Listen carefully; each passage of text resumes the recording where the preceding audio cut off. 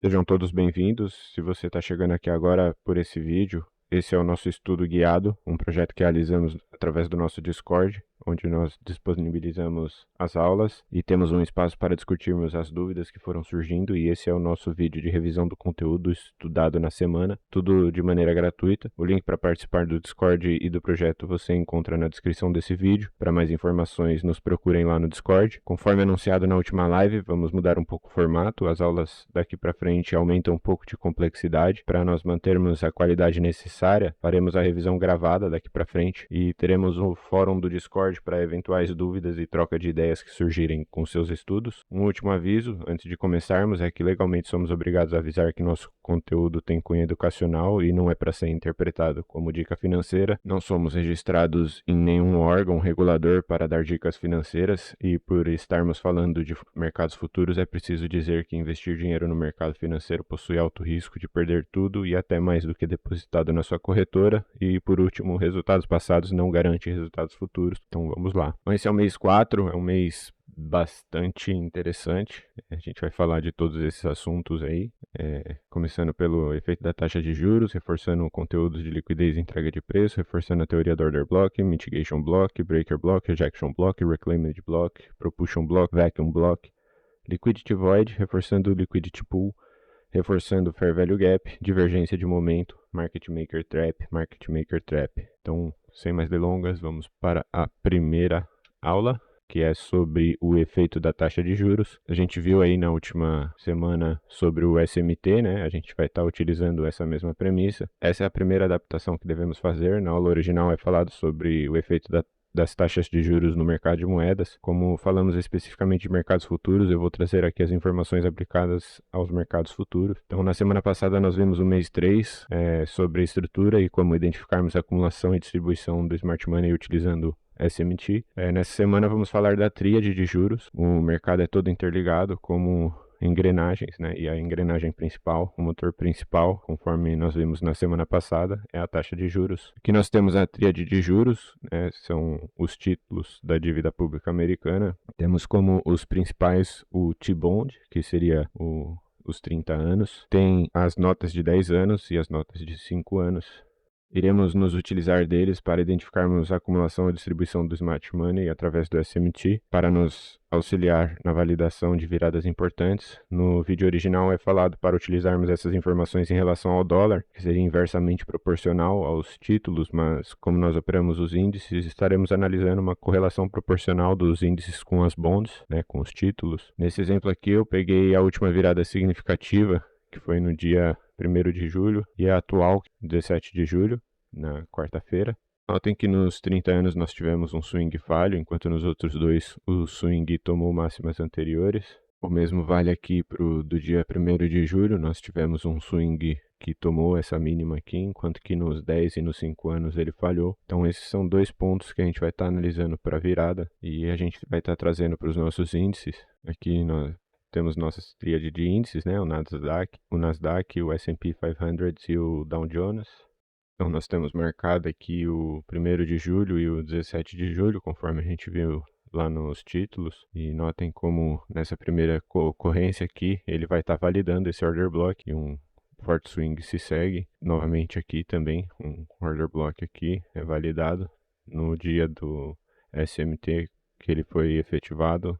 Um forte movimento de baixa. Aqui no Dow Jones, você pode notar que ele não tem liquidez para cima, então ele vem, toma o liquidity pool e vira. E o S&P também tem um order block válido aqui, validado. Então, basicamente, o que a gente vai fazer é estar trazendo a tríade de juros para validar possíveis viradas de tempos gráficos maiores nos nossos índices, no índice que a gente opera aí. Segunda aula é talvez a aula mais importante para a leitura de contexto. A primeira vez que eu vi essa aula eu tive uma epifania. Existem duas categorias de liquidez. Liquidez externa, temos liquidez de compra acima de topos e liquidez de venda abaixo de fundos, na forma de ordens de stop, né? Acima nós teremos ordens de compra de compradores de rompimento e stop de vendidos, e abaixo nós teremos ordem de venda de vendedores de rompimento, né, e stop de comprados. E temos a liquidez interna do range, quando temos uma impulsão forte, rompendo algum ponto significativo anterior. Essa região terá novas ordens de traders que posicionados na direção errada e quando o preço retorna, atrai novos traders que acreditam na reversão. O Smart Money, por outro lado, não tem interesse que o preço retorne até esse primeiro fundo, que permitiria os vendedores salvarem suas posições, entre outras coisas que falaremos mais para frente. Isso faz com que a liquidez interna do range seja um ponto significativo em ranges que tendem a permanecer. No caso aí, desse exemplo, um modelo altista, então caso o range tende a permanecer altista, aqui é um ponto relevante, onde teve novas ordens populadas. Quando tivermos uma região de liquidez interna, se nós olharmos para um tempo gráfico menor, representado aqui por essa linha amarela, nós teremos também liquidez externa nessa mesma região. Agora, lembre que o que move o mercado é liquidez. O Smart Money sempre vai estar em busca de regiões de liquidez e, sabendo disso, devemos analisar esses pontos como os pontos mais prováveis que o mercado esteja buscando. Com isso em mente, vamos procurar contextualizar os movimentos de entrega de preço do mercado. Em um mercado altista, por exemplo, o mercado irá se mover de liquidez interna para buy-side liquidity, que seria a liquidez externa. Então, para liquidez interna novamente, e assim por diante, até que os fundamentos mudem e ocorre uma distribuição de Smart Money, como nós vimos anteriormente, então o preço vai em busca de Sell Side Liquidity. Essa busca de Sell Side Liquidity pode ser apenas uma retração de um tempo gráfico maior para Internal Range Liquidity, e esse Sell Side Liquidity será também uma região de liquidez interna desse tempo gráfico maior. Sempre que falo desse assunto, eu sinto que eu falo em mostrar o quão importante é você compreender essa leitura. Eu poderia ficar horas aqui dando exemplos e correndo o gráfico com vocês, mas 10 minutos de você mesmo olhando seu gráfico e marcando essas regiões de liquidez interna e externa e comparando com outros tempos gráficos, tem muito mais valor para vocês do que eu ficar aqui demonstrando. Basicamente, o contexto é esse: se a gente está autista, ele vai de liquidez interna para liquidez externa de compra. Se a gente tiver baixista, ele vai de liquidez interna para liquidez externa de venda. E nos tempos gráficos menores, uma liquidez interna, quando vira o preço, ela tem que ser liquidez externa do range ali do tempo gráfico menor. Eu tenho um vídeo no canal, um dos primeiros vídeos no meu canal. Eu recomendo que vocês assistam ele. É um pouco mal feito, posso dizer que foi um dos primeiros vídeos que eu fiz, mas ele é bastante... Ele fala bastante sobre esse assunto e demonstra mesmo no gráfico, muito bem feito. Então, se vocês tiverem paciência aí de passar por teoria, eu acredito que devam ter, se vocês quiserem suceder nesse mercado, eu recomendo aí, vou deixar aí na descrição ou talvez no card aí. Com a ajuda das próximas aulas que eu vou passar aqui hoje, não haverá um único movimento que vocês não serão capazes de compreender no mercado. Seguindo, vamos para a terceira aula. Vamos reforçar a teoria do Order Block. Nós falaremos em termos de Bullish Order Block, ou Order Block altista, E tudo que eu disser aqui, pense no reverso para Bearish Order Block para salvar o tempo. O mesmo vale para os outros PD Arrays. Eu não vou dar dois exemplos de cada um, mas é só pensar no modo inverso. Então, a definição do Order Block é a vela de baixa, a mais baixa, que possui o maior range entre abertura e fechamento e está perto de um nível de suporte. Nós iremos validar quando o preço é negociado acima da máxima do Order Block. A técnica de entrada é quando o preço negocia mais acima, para longe do Order Block, se afastando do Order Block. Então, quando ela retorna para o corpo ou para a máxima da barra, podemos usar ela como entrada.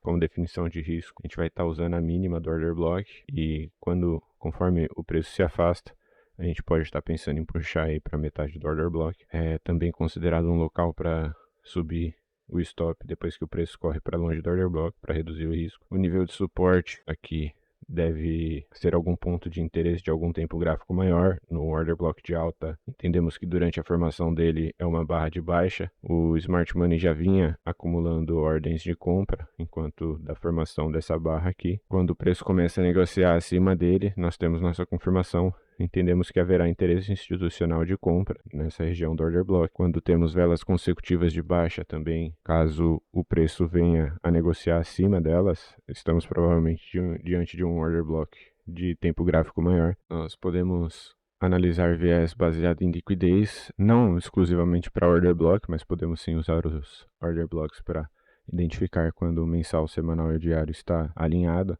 Quando tivermos os três baixistas, por exemplo, nós teremos uma grande oportunidade de entrar em sincronia com o fluxo de ordem. Quando notarmos resistências sendo respeitadas, o mercado fazendo mínimas e máximas menores e suportes sendo perdidos nesses gráficos maiores, os gráficos intraday ou de 4 horas estarão retraçando mais alto, e nesse momento é quando queremos antecipar o mercado entrando em prêmio e procurando por liquidez de compra para vendermos para ela.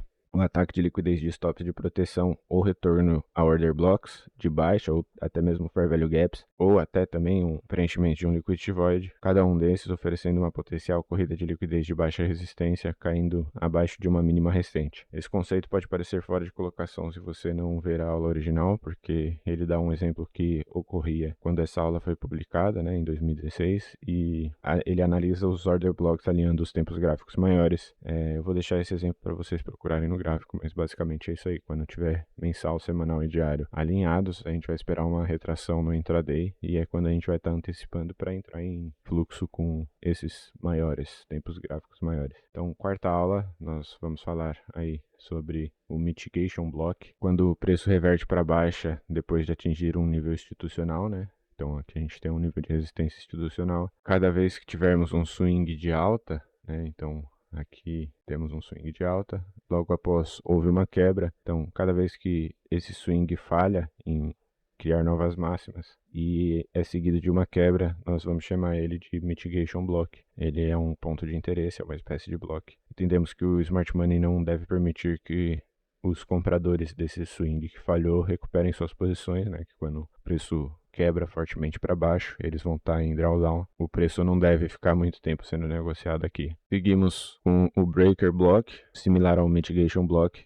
Todo breaker block é parte de um mitigation block. A característica específica que esse possui é que ele primeiro atrai vendedores negociando abaixo de mínimas, então ele expande acima de máximas anteriores e tira esses vendedores do mercado, né, acionando ordens e stops e também atraindo novos compradores. Seguido a isso, um forte movimento de quebra se apresenta.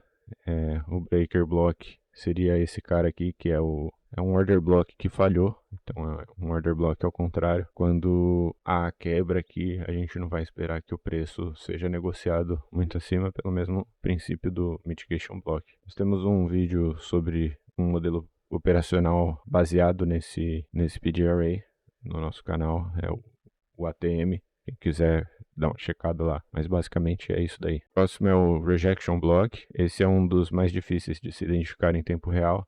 Para os caçadores de turtle soup, esse é um dos mais importantes. Quando temos um topo formado, quando a gente vê grandes caudas acima desses topos, né, a gente vai estar identificando um possível rejection block. Nós não vamos esperar que o preço tome acima dessas máximas novamente. Essa barra aqui a gente vai estar projetando uma espécie de candle. Quando o preço vir a negociar abaixo novamente aqui, a gente vai entender que isso daqui é um possível gatilho para o turtle soup. Tem muito mais o que falar aí sobre esse rejection block. Então, quando a gente identificar uma cauda em topo, assim, tomando liquidez, a gente não vai esperar que o preço tome novamente. Ele pode estar fazendo a distribuição já dentro dessa cauda. Então a gente vai tratar como uma espécie de order block. Para a gente compreender esse próximo cara aqui, a gente tem que falar um pouco do Market Maker Model. O Market Maker Model é uma mentoria anterior do Michael, onde ele explica os modelos de compra e modelos de venda. Nesse exemplo, o mercado está em um modelo de compra, nada mais é que uma tendência de alta, que definem ela como modelo de compra, ou seja, estamos altista pelos tempos gráficos maiores. Em um modelo de compra, nós teríamos o período de retração como o sell side da curva, o lado vendedor da curva e o lado comprador da curva, que seria o buy side curve. Devemos compreender que o institucional não se posiciona como nós.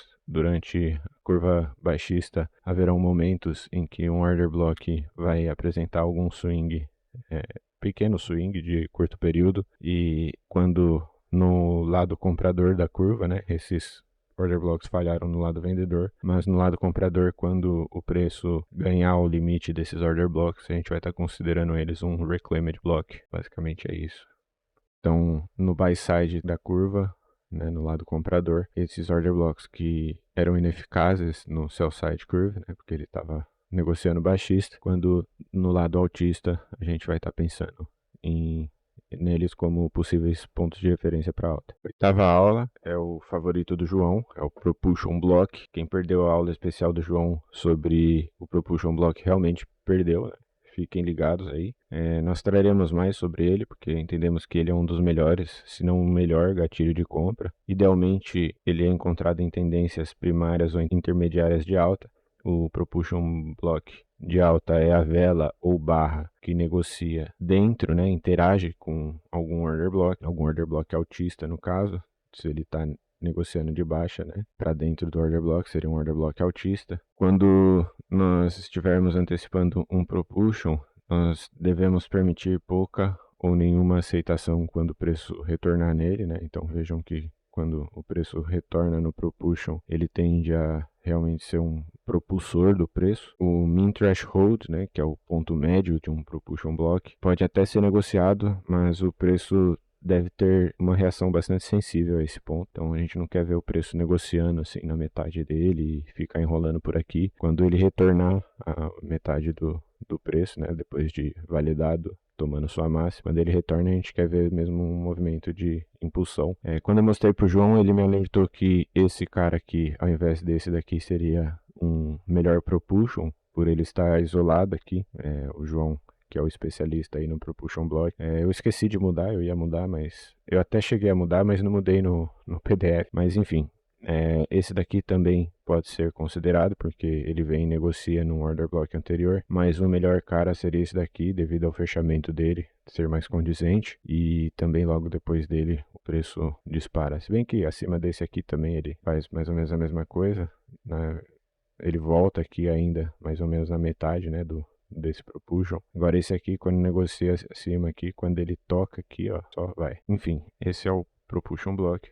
E seguindo, para encerrar a série de blocos, nós temos o Vacuum Block. O Vacuum é um gap, de fato, né, no gráfico de preços, onde não houve negociação em alguma zona de preço. Ele é mais comumente encontrado entre o fechamento e a abertura de sessões, né, de um dia para o outro. Ele também pode aparecer em eventos de alto impacto, como o NFP, né, o Non-Farm Payroll. A máxima, mínima e ponto médio do Vacuum Block são pontos importantes. Assim, geralmente ele indica continuação, né? Mas se nós estivermos tarde em uma tendência, ele pode ser também um gap, né, um bloco de exaustão, e ele ser utilizado para reverter o preço. O tamanho também é importante. Nós devemos nos atentar para outros blocos no passado que estejam dentro do Vacuum Block. Por exemplo, a gente tem todo esse movimento de baixa aqui antes dessa impulsão de alta, então a gente vai estar considerando como possível suporte aí, bem como o mean threshold, né? Na maioria das vezes o mercado vai tentar preencher esse gap por completo. O que nós devemos fazer é analisar a intercorrência com os pontos importantes para termos maiores informações do que o mercado está a fazer. 10ª aula, mudando um pouco o objeto, vamos aprofundar um pouco mais na teoria dos gaps. O primeiro que nós vamos falar é o Liquidity Void. Quando nós temos uma consolidação, nós sabemos que o preço está balanceado, está sendo entregue em equilíbrio tanto para a compra quanto para a venda. Eventualmente o preço irá se mover além de uma consolidação. Quando isso ocorre, temos um desbalanceamento do preço, né, ou imbalance, ou displacement, ou deslocamento. Ainda mais quando há gaps nesse deslocamento, né, gap de fato, volume imbalance aqui. Void é especificamente essa área aqui, onde o preço foi ofertado somente para vendedores e está representado por dois candles grandes com espaço entre eles, né? Então são esses dois candles aqui. Estamos no gráfico de 1 minuto, pois podemos ver essas regiões com clareza nesse gráfico. Quando vimos isso, nós temos a indicação de que o institucional está querendo preços mais baixos. As suas grandes ordens terão de ser adicionadas gradualmente no mercado. Às vezes, parte da ordem requer que seja executada em um preço mais baixo. Algumas vezes, eles permitem o preço correr acima da máxima da consolidação para rolar os stops acima dela, né? Pareando, né, com vendas. Nessa configuração, quando o preço se move rapidamente a um void, né, um vácuo de compra, onde pouco ou nenhuma compra foi ofertada dentro desse range, quando isso ocorre, há uma grande probabilidade de que um range será preenchido até o início dele, possivelmente inteiramente, né, negociado até o topo. Então, o void especificamente é essa área onde o preço foi ofertado somente para vendedores. Se olharmos nos 5 minutos, aquela mesma região possui apenas um único candle de baixa. Quando vermos uma região como essa, sabemos que é onde é provável que se acumule stops de venda, né, onde houve valor justo para vendedores. Como temos liquidity void acima, que provavelmente algum tempo no futuro essa vela inteira será preenchida. Quando o liquidity void é preenchido, temos esse range balanceado, temos uma entrega completa e uniforme de preço, tanto para baixa quanto para alta. Quando o preço atinge o liquidity void após stops de venda serem corridos, né, então nós temos aqui os stops de vendas, temos razão para considerar que o preço irá rebalancear completamente o void, mas assumimos que quando o preço corre stops de venda, ele vai procurar regiões internas do range, e seria o liquidity void nesse exemplo. Às vezes ele termina de preencher de uma vez e às vezes ele retorna tudo, corre stops de venda mais uma vez, né? Temos stops aqui e também essa nova região, para então rebalancear completamente o range. Olhando depois de ter acontecido, você tem o benefício de saber que, mesmo que tiveram diversas oportunidades tanto de compra quanto de venda, a principal tomada de liquidez mesmo com forte impulso foi essa daqui, logo antes de ele preencher. Podemos notar aí que a melhor oportunidade foi quando o preço correu essas mínimas uma vez mais, logo antes de explodir em direção ao fechamento do void. Esse exemplo é praticamente idêntico ao vídeo original, né, que é de 2016, mas ele aconteceu na última sexta-feira, antes desse vídeo estar sendo gravado, anteontem especificamente. Quando o liquidity void é preenchido, ele toma stops acima de máximas e reverte pelo resto do dia. Quando tivermos um rebalanceamento do liquidity void, nós podemos procurar por sinais que permitam entrarmos em uma reversão. 11ª aula. Próximo conceito que vamos estar aprofundando é a respeito das liquidity pools, piscinas de liquidez, né? É o interesse aberto, do inglês open interest, de compradores e vendedores no mercado, e podem ser melhor definidos como aquilo que fica acima ou próximo de níveis específicos de preço. Se olharmos para essa demonstração, né, o cinza estaria representando o preço atual do mercado. Sempre haverá participação de compradores e vendedores no mercado. Nós não temos como saber qual o interesse dos outros traders, se é comprador ou vendedor, mas nós temos como saber onde pode ser que o interesse de cada um desses traders estaria, em termos de onde novas ordens pendentes iriam ser posicionadas. O que fazemos é olhar para o mercado e se perguntar: se eu tivesse baixista, aonde estaria o meu stop? Fazendo isso, você terá uma boa leitura de onde traders teriam suas ordens stop acima e ou abaixo do mercado. Temos por definição, né, as piscinas de liquidez são máximas acima do mercado ou mínimas abaixo do mercado. Tipicamente serão stops protetivos ou stops de entrada, né, de traders de rompimento. Temos como validação quando a mínima for violada, né, no caso de baixa, ou quando o preço é negociado abaixo dela, as ordens de stop se tornam ordens a mercado. Isso injeta liquidez no mercado, tipicamente pareada com ordens do Smart Money, né, que compram fazem a contrapartida dessas ordens. É uma técnica de entrada, ele dá uma técnica de entrada, seria o famoso turtle soup, né, comprar abaixo de mínimas ou vender acima de máximas. Como nós já falamos algumas vezes, aí é uma técnica bastante avançada e requer muito mais conhecimento para utilizá-la, então não vou deixar aqui como um incentivo a você estar fazendo isso, porque você simplesmente só vender topo e comprar fundo, você vai explodir sua conta rapidinho. Para definir o risco, teríamos que colocar uma ordem de stop de 15 a 20 pontos, aí, estimando pelo Nasdaq, acima, né, se caso você estiver vendendo, ou abaixo, caso você estiver comprando. Se o mercado continuar negociando muito além desse limite, o mais provável é que o preço continue se movendo significativamente além dessa pool que achamos que iria reverter o preço. 12ª aula, e enfim, a última aula conceitual desse mês, é o Fair Value Gap. Fair Value Gap é um range de entrega de preço onde apenas um lado da liquidez do mercado é ofertada e tipicamente ele é confirmado por um liquidity void num tempo gráfico menor, no mesmo range de preço, né? O preço pode apresentar um verdadeiro espaço para criar um vácuo de negociação, que seria o volume imbalance, e apresentaria assim um gap de preço. Utilizando esses dois ranges onde foi entregue buy side, né? Então aqui a gente teve lado comprador, representado por essa vela. Aqui também, pelo retorno da mínima dessa vela até o fechamento, também teve lado comprador. Então esse range aqui entre eles seria o nosso Fair Value Gap. Então, entre a mínima da vela anterior e a máxima da próxima, nós temos um range que permaneceu aberto, onde pouco ou nenhuma negociação para compradores de compradores ocorreu, né? Então não teve quase nenhuma compra. Se você colocar um market profile aqui dentro, você vai notar que tem pouca ou nenhuma compra nesse range. É importante notar que se você estiver olhando para um tempo gráfico, o gap ocorrerá nesse mesmo tempo gráfico, né? Então, se você tem um gap nesse tempo gráfico, é desse tempo gráfico que você está falando, você pode quebrar mais para um tempo gráfico menor, onde provavelmente você irá encontrar um liquidity void. Esse gap que estamos vendo aqui no gráfico não é o diário aqui, eu esqueci de mudar, na verdade é o de 15 minutos.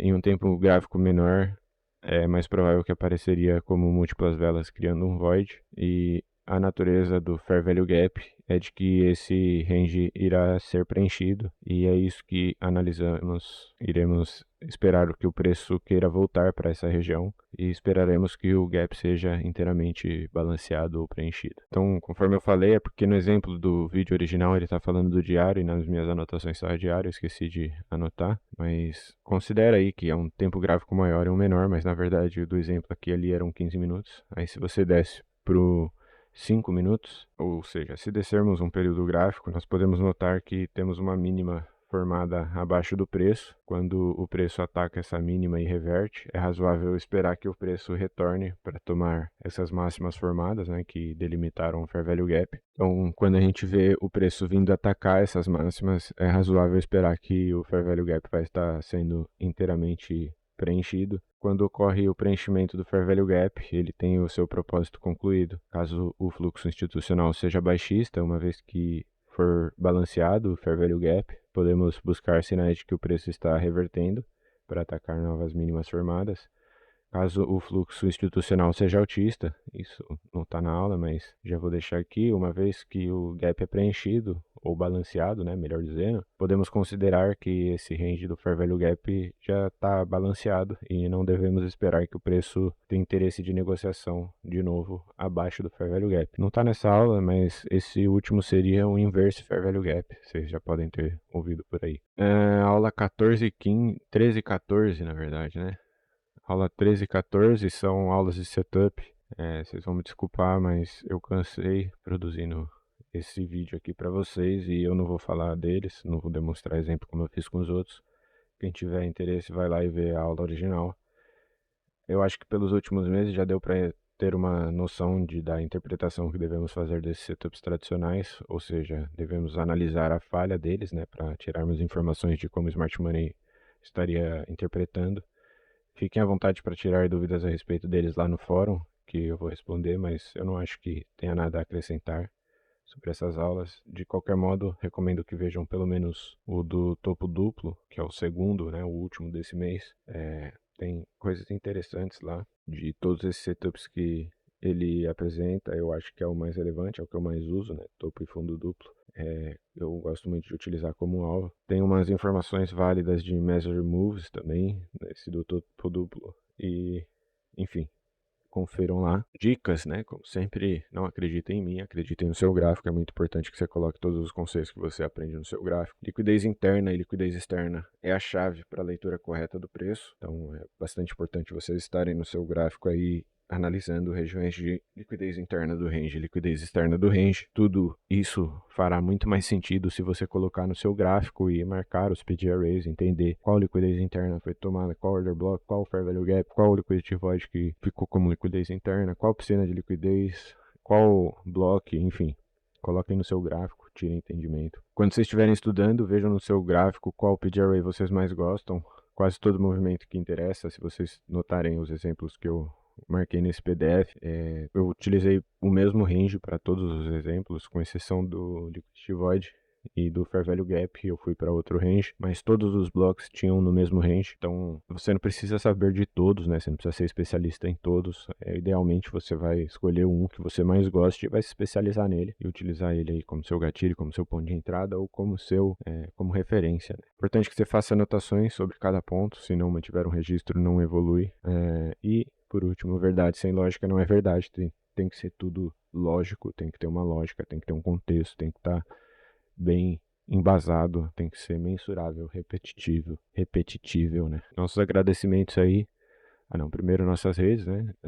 Sigam a gente nas nossas redes. Tem aí na descrição o link do nosso Discord, tudo gratuito, tá, pessoal? E nossos agradecimentos ao MDK, que fornece as legendas das aulas originais, que vocês encontram lá no nosso Discord, e ao nosso queridíssimo ICT. É isso por hoje, espero que tenha ficado lúcido aí. Me procurem lá no Discord que a gente debate qualquer dúvida. E valeu!